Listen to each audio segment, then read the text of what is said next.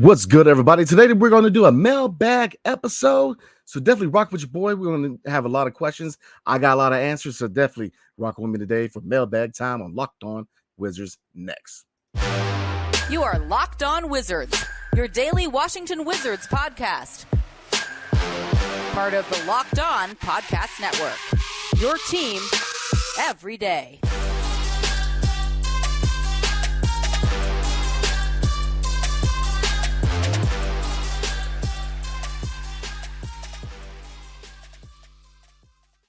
What's up, everybody? It's your boy Brandon Scott again with Locked On Wizards, and I appreciate you making Locked On Wizards your first listen every single day. We are free and available wherever you get your podcasts and on YouTube, part of the Locked On Podcast Network, your team every single day. And today's episode is brought to you by FanDuel. Make every moment more. Right now, new customers get $158 in bonus bets with any winning $5 bet. That's $150 if your bet wins. Just visit FanDuel.com/lockedon to get started. And again, today we're doing mailbag time. You guys ask questions on YouTube and on Twitter, aka X, and I will definitely answer them today. So appreciate you guys with all of your dope questions. So we're going to start on the YouTube side, and we're going to start with at DocU2105. And they said, "Hey B and E, love the pod. Appreciate you, man. Quick question: Coos and Pools, crazy pull-up threes. I'm losing my mind. No real vets to guide." And the coach probably can't bench them, right? Who's keeping these shots in check? Is just swagger, or is there a plan? Peace. I'm gonna try to dissect this question. First of all, Kuz and Poole's crazy pull of threes. I will agree that the fact that Jordan Poole and Kyle Kuzma don't utilize the shot clock is very, very frustrating. I mean, I get it. You know, a lot of these 3-point shots that they take in transition, 2-3 seconds in the shot clock, I think are a problem. I definitely think that if they hope to, one, get solid stats back from not only Kyle Kuzma but Jordan Poole, but two, also utilize these young guys and develop them and get them the touches they need to bring the shot attempts down. And I'm looking at Jordan Poole and Kyle Kuzma, and not only shoot high percentage shots, but utilize the shot clock. Run plays, definitely let the play unfold. There's 2-3 seconds in the shot clock and shooting the ball. I'm with you. It's very frustrating. No real vets to guide, and the coach probably can't bench them. Well, I mean, I'll say this. Kyle Kuzma has been a great leader for this team. He is definitely that vet. Him and Jordan Poole bring championship experience. Now, both of them have had their own set of issues. With Kyle Kuzma, mainly not utilizing his size, attacking the rim, being too reliant on that 3-point shot. And Jordan Poole shooting a lot of low percentage shots, practicing low basketball IQ, sometimes having bad body language, stuff like that. I think both of them are guys who definitely bring championship experience, but they both have their own set of issues, but they also have their own set of reasons why they can be assets to this team. And like I said, Kyle Kuzma is a good leader. He is a good leader in the locker room.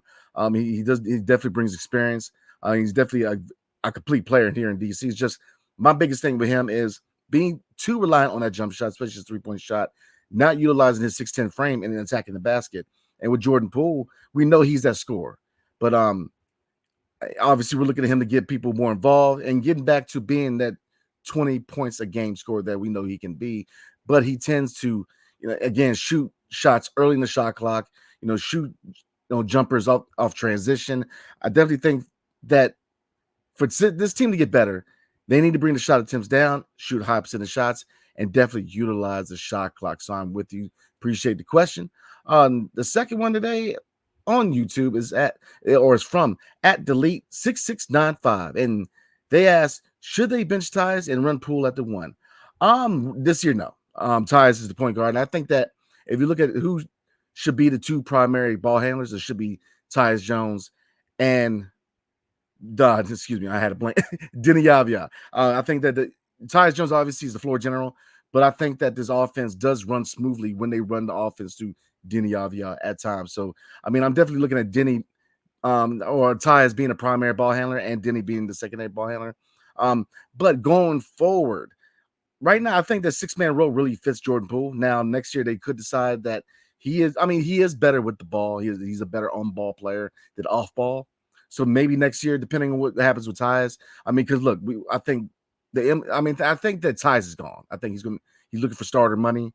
Now, There are reports from organizations that he may want to stay in DC. Now, I know the comments and the critics differ when it comes to that, considering it is a rebuild. But I think going forward, you could see them putting Jordan Poole at point guard. But right now, he's best fit as a six man. So I think as time goes on, I think you get a clearer picture what the plan is for Jordan Poole at point guard. But right now, Tyus Jones is the man, and I don't think it's beneficial to the team right now putting Jordan Poole as starting point guard over Tyus Jones, because Tyus Jones has shown to be that veteran that we need at point guard, that floor general, that guy who's looking to create for others. And, you know, especially if you look at his turnover to assist ratio, I mean, I think he's the best candidate to be at point guard right now. But, hey, man, appreciate the question. So we're going to hit one more, and then we're going to hit into the break. We're going to slide over to X, a.k.a. Twitter. And this question, because we have a lot of Johnny Davis questions, man. So this is from Michael at Wiz Mikey. Appreciate your question, bro. And he says, if you could give advice to Johnny Davis right now, what would you say to him? Genuine question, not a troll. Dude's going through it right now. He needs to know people are rooting for him and want him to succeed. So if I were going to give advice to Johnny Davis, block out the outside noise. Keep doing you, man. Keep working hard. You know, on one hand, I get it. You know, there's games where you've been made fun of. You know, shot mechanics off right now. Look, the NBA, the better you are, the more noise is going to be thrown in the air. Definitely keep working. Keep working on your craft. And you never know what opportunities come your way, because we know that Johnny Davis has that work ethic. We know that he has a mentality where he's going to work his tail off. So my advice would be keep pushing forward, keep working on your game, block out outside noise, man, and just keep doing you, man. Because if you put forth the work ethic and uphold your part of the deal, good things are going to follow, man. But, you know, I mean, the biggest thing for him is, yeah, he hasn't always been given the opportunity as far as minutes to show what he can do, but he's got to take advantage of the minutes that he gets. And right now he's getting around 13 to 15 minutes, so he definitely has to capitalize. So keep working, man. Keep working, and block out the outside noise, man. Work on Johnny Davis, worry about Johnny Davis. And look, man, you put the work in, everything will follow, in my opinion. So definitely appreciate the question. This from Duran Matzov. What's up?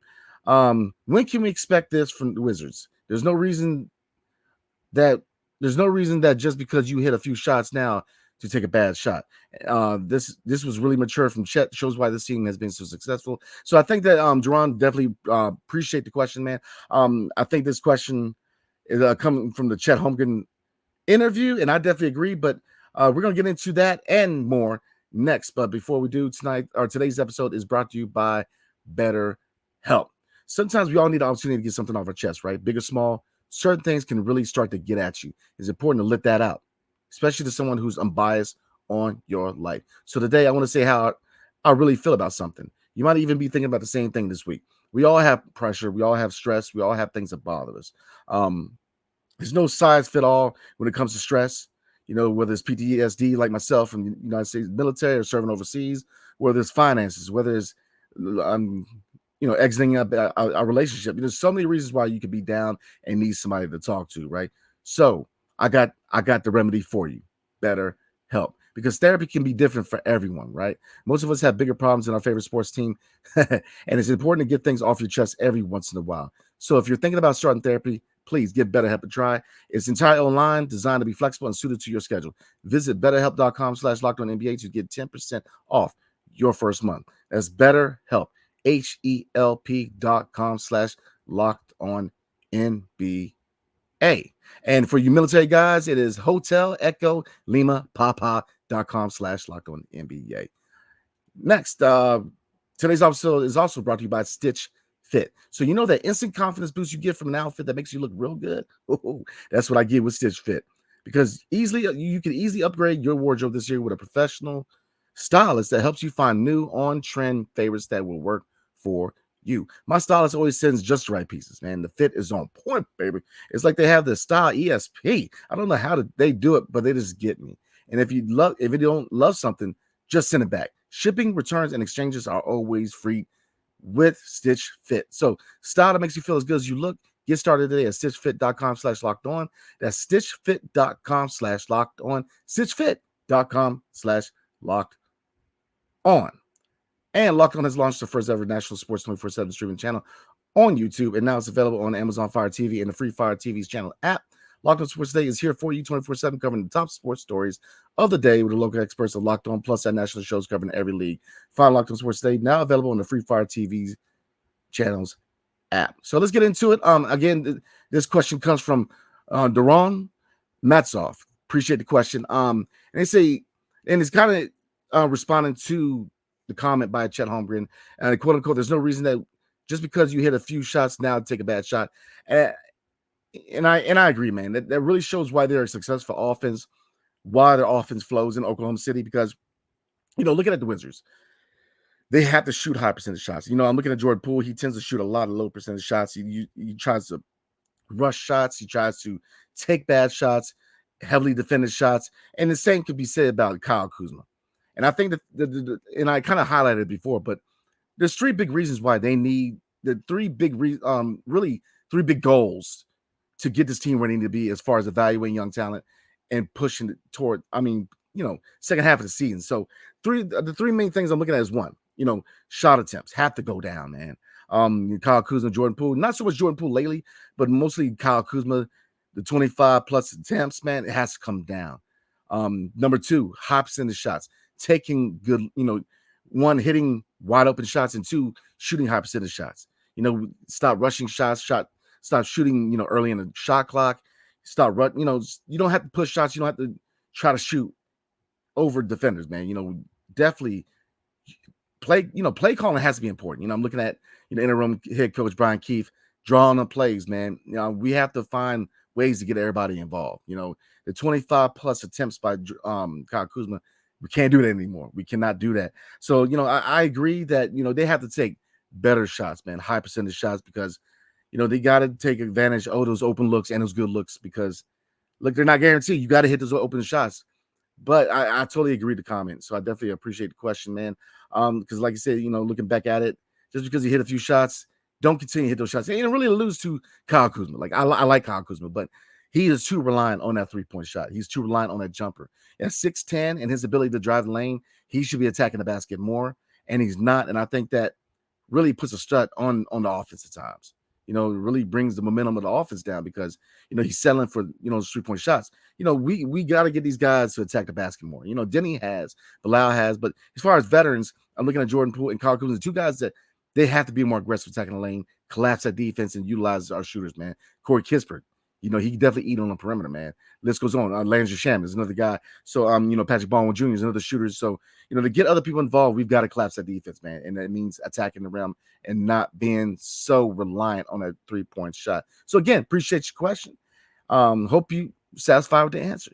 The next question is from James at Dying Squirrel. Lord have mercy. And the question is, what is Bilal selling offensively? Which prospect best fits the Wizards this upcoming draft? Man, great question. The first question, Bilal selling offensively. As far as this year, I'm not expecting too much from offensively this year. A lot of experts knew, me and Ed knew, and a lot of you guys knew that coming out of the draft, Bilal Coulibaly was going to be very, very raw offensively. Right now, the defense is there. Offense is still maturing. It's still in the early stages of development. So, the things kind of for him to work on is ball handling. He's got a high dribble. Definitely work on the ball handling in the offseason, and catch and shoot. Not only getting a faster release, but also getting your body in the best position to get that shot off quicker, because when that shot starts hitting, closeouts are going to get faster, man, especially in the NBA, especially that transition from the French league to the NBA, closeouts are faster. So, those are two things he definitely needs to work on. Now, looking at the other aspect, which prospect best fits the Wizards this upcoming draft?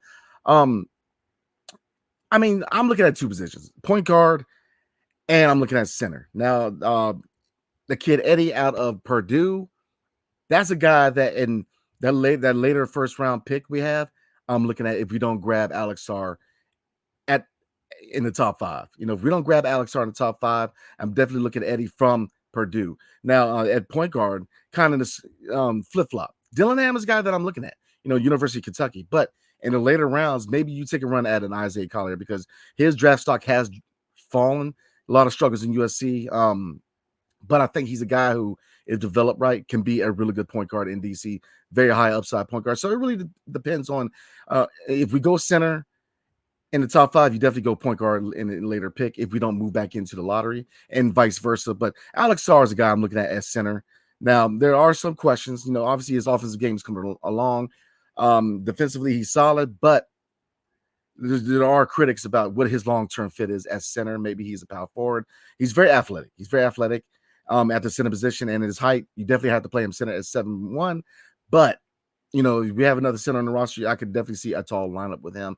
But like I said, and I'm trying to get his full name out of Purdue. Bear with me real quick. But like I said, Isaiah Collier again is a guy that I'm definitely looking at. So I'm gonna get that name to you later in the episode. But to kind of get things going, I'm gonna get on the next question. But I'm gonna get his full name. But definitely the center out of Purdue, I believe last name Eddie. But like I said, Isaiah Collier is a guy I'm looking at. Rod Dillingham's a guy I'm looking at. Alex Sarr, a definitely guy. But there's a lot of intriguing prospects. And like I said, I'm gonna pull up the draft, and I'm gonna kind of come back to your question at the end. So, looking at the next question, and this is from Ill. At iLevy0. Should you keep playing JP off the bench, knowing that he will gain more trade value as a six-man than well below average second ground? I'm kind of deciphering through your question, but I kind of see what you're saying. Definitely appreciate your question. I would definitely keep playing Jordan Poole off the bench. I think that his value in the NBA is as six-man. He's shown that he can't start. And I'm not saying he can't start. That's not what I'm saying. I'm going to kind of walk that back. He can start if need be, but he's better on ball than off ball. And his fit at two guard, especially with playing next to another point or another guard whose defense ain't average, is, look, let's be real. Tyus Jones is not your best defender. So this backcourt is not your best defensive backcourt. Usually, if you have a point guard who's a score first point guard, your two guard has to be a defensive minded two guard, and vice versa. If you look at John Wall and Bradley Beal, Bradley Beal was the better offensive player. And I think we all, outside of driving the lane, obviously John Wall's better, but shooting wise, we all can agree that Bradley Beal was better than John Wall, but John Wall was a better defender. So that it's kind of the yin and yang backcourt. With Jordan Poole and Tyus Jones is not the best defensive backcourt, man. So I think the six man is where his value's at, in my humble opinion. I think that you definitely got to see what you have in him at six man, and if we and evaluate him there. If he's a part of the future, then you see if he's going to be a six man in the future or a starting point guard. You'll see. But as far as his trade value and moving him on, yeah, I definitely think that six man is where you have to evaluate Jordan Poole, in my opinion. So we're going to get into, we have two more questions, and I'm walking back to a previous question about the mock draft. But before we do, tonight's episode is brought to you by eBay Motors. Passion, drive, and patience. What brings home the winning trophy is always what keeps your ride or die alive. eBay Motors has everything you need to maintain your vehicle and level up to peak performance.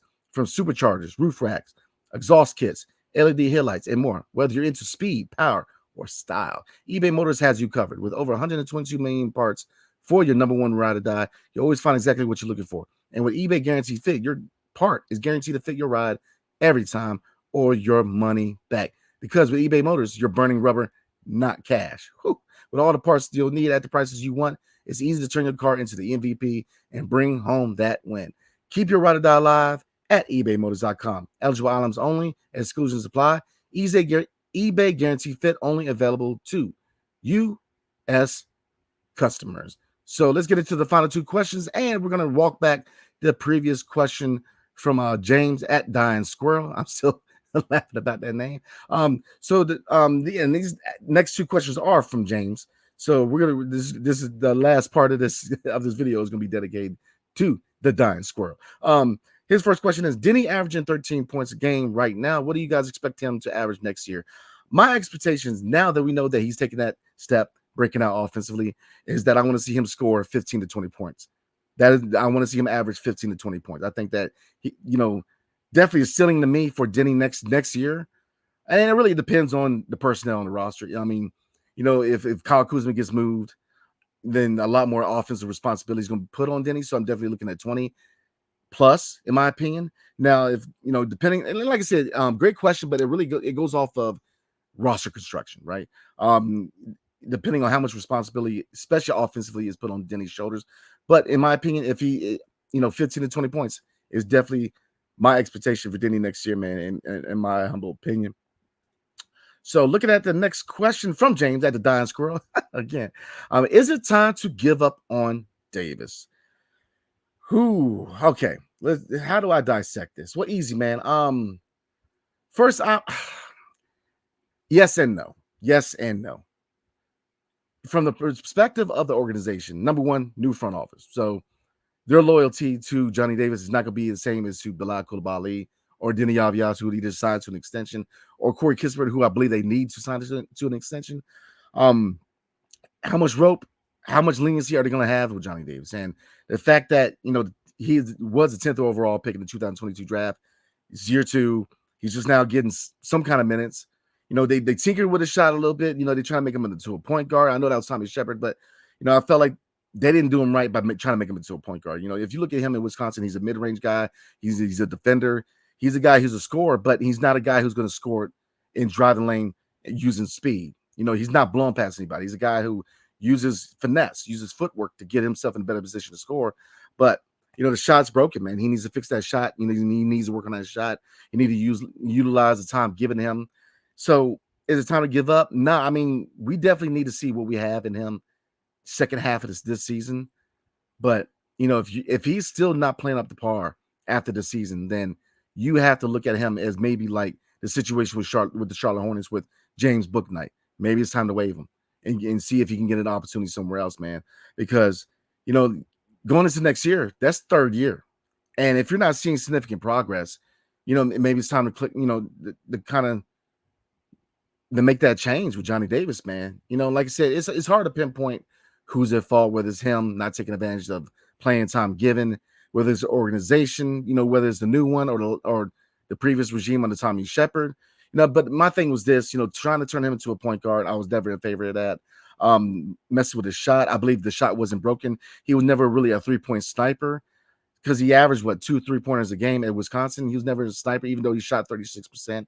He was never a sniper. He's a mid-range guy who he is a defensive player. You need to play to that strength. And, looking at his offensive capabilities, man, he's not a guy who's going to rely on speed. He's relying on footwork, finesse to get himself in a position to score. So it's hard to really pinpoint the blame, but I think he's got the second half of the season. And after that, you really have to evaluate whether, it's time to waive him and move on from Johnny Davis and really call it what it is, a missed draft pick. So it's a tough situation, man. It's just, I know a lot of people right now, especially with DeLon Wright being a member of the Miami Heat now, it definitely shores up minutes for Johnny Davis. So it's up to him, man. If they give him a consistent source of 15, maybe 20 minutes a night, it's up to him to perform if given that playing time, man. So the second half of the season is up to him and up to the organization to see really where his place is as far as the vision for the team going forward. So we're going to walk back a previous question real quick and we're going to call it a day. We're going to go back to the question from James. What prospect best fits the Wizards in the upcoming draft? Now, there are some names I like that I didn't mention. Looking at point guard, Nikola Topic, man, or Topic is a guy I'm looking at. Point guard, 6'6" point guard. If he's there, I mean, like I said, we're definitely getting a top 5 pick. And then 3 guys I'm looking at in the top 5. There's really 4 names I'm looking at because there's one that's really appealing to me. But Alex Sarr is the guy I'm looking at, man. We need a center. Obviously, Marvin Bagley Jr. right now is not the future. We'll see how good he plays, but right now he may not be the long-term future center. And and Rashawn Holmes definitely is not the future. So Alex Sarr at center, 7'1" center out of France. But Nikola Topic, man, I'm telling you right now, out of Serbia, 6'6" point guard. If Sarr is not there, you take that move and maybe even go point guard next year first before Sarr, because like I said, there are options later in the draft. But other people looking at it is, here's the thing though, best player available. There are 3 forwards that I think are really good. Cody Williams is a guy 6'8" that I think can play. He can fit well into DC, man. Modest Bozilis is another guy, G League Ignite, and Zachary Wisacher. I mean, I don't really want to mess with you, jack up his name, man, but he is definitely a prospect who right now people are saying could be the number 1 pick going to Detroit. Now, looking at other picks, man, I'm trying to look at later in the draft real quick for you. I'm trying to get this kid out of Purdue. Zach Edey is who I was talking about. Edey. Zach Edey, 7'3" out of Purdue.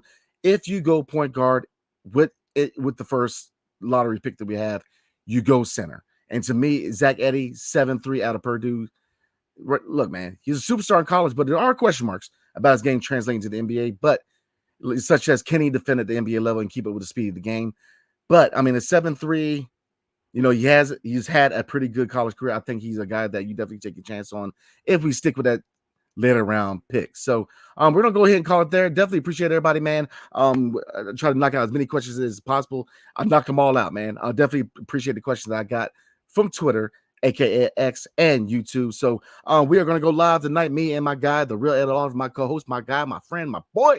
We're gonna go live tonight, man, following the Wizards versus Golden State Warriors matchup. So definitely look out for that. It's gonna be we are probably gonna go live between 9:30 to 10. So definitely want to be there for that, man, as we recap. Hopefully the Wizards win against the Golden State Warriors, but we shall see. So again, appreciate you guys, man. Appreciate you guys, all your support, because we are a successful channel because of you guys, man. So we definitely appreciate all the support that you guys and all the love that you guys give me and my co-host, the real Ed Oliver. So we're gonna go ahead and call it. And again, definitely catch us tonight, 9:30 to 10 start time, live following the Wizards versus Golden State Warriors matchup tonight. So appreciate you guys and see you guys tonight. Peace and hail to the Wizards. See you guys later.